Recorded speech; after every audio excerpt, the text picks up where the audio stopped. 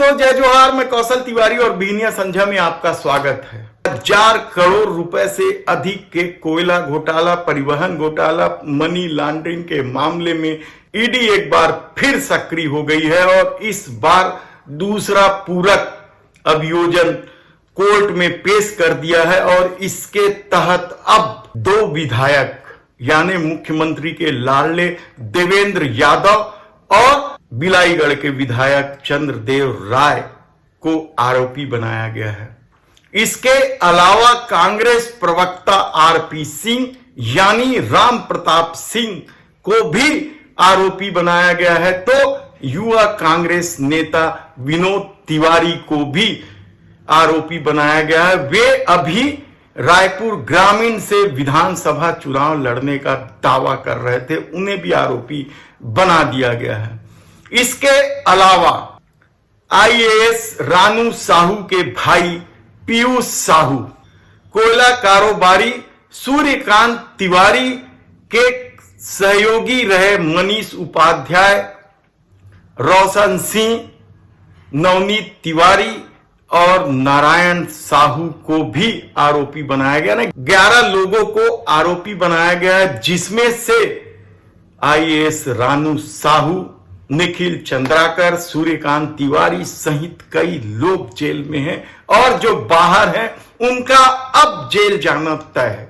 हमारे सूत्र बताते हैं कि 25 अक्टूबर को इन्हें कोर्ट में उपस्थित होने कहा है और उससे पहले यदि ये अग्रिम जमानत नहीं ले पाते जेल जाना तय है। और अग्रिम जमानत बहुत ही मुश्किल है ईडी के मामले में, यह बात सब कोई जानता है। ऐसे में इन आरोपियों का जेल जाना तय हो गया है कहा जाए तो गलत नहीं होगा। सवाल यह है कि उस कोयला घोटाले के मामले में जो दावा किया जा रहा था कि बड़े बड़े लोग शामिल हैं, इस मामले में सत्ता ही शामिल है, उन दावों को क्या, क्योंकि दूसरा पूरक अभियोजन दायर कर दिया गया है और आगे भी किया जा सकता है, तब किस किस को आरोपी बनाया जाएगा यह देखने की बात होगी। लेकिन कोयला घोटाले की शुरुआत कर्नाटक में आईटी के छापे से मिले इनपुट के आधार पर किया गया और इस मामले में कई तरह के झोल सामने आए थे। सूर्यकांत तिवारी की गिरफ्तारी हुई थी और उसके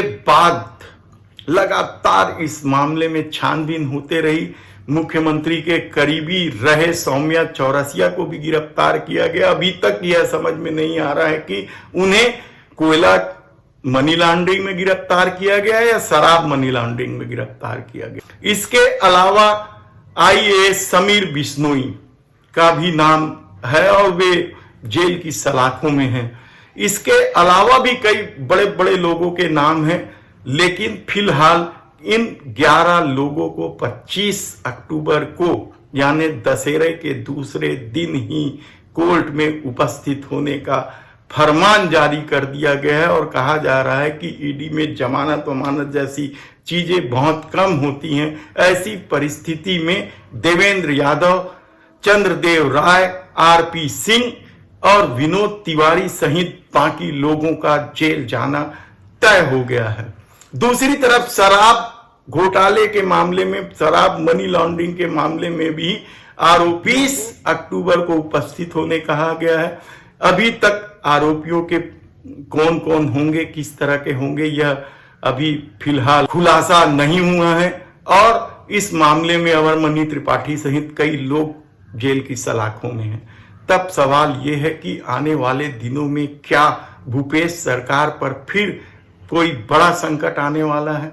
क्या इन आरोपियों से पूछताछ में ईडी कुछ उगलवा पाएगी? ऐसे कितने ही सवाल उठ रहे हैं। और सबसे बड़ी बात तो यह है कि ईडी के लगातार छत्तीसगढ़ में छापे की कार्रवाई को लेकर भूपेश बघेल मुख्यमंत्री हमलावर है और उन्होंने तो यहां तक कह दिया कि भारतीय जनता पार्टी में कांग्रेस से मुकाबला करने का दम नहीं है, इसलिए वह अपनी जांच एजेंसियों के माध्यम से चुनाव लड़ रही है। और ईडी और आईटी उनके 2 प्रमुख पार्ट हैं जो चुनाव लड़ रहे हैं। भारतीय जनता पार्टी का तो यहां कहीं पता नहीं है।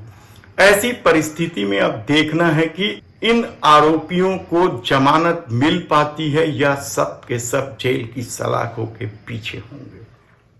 धन्यवाद।